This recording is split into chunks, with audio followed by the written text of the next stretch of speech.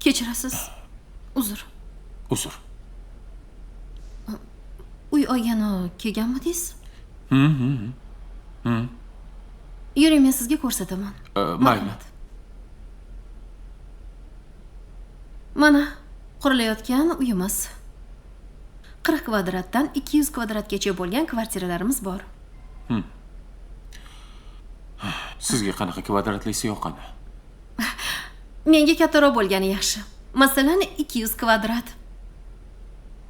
Uyim hozir 80 kvadrat, bitta o'zim yashayman.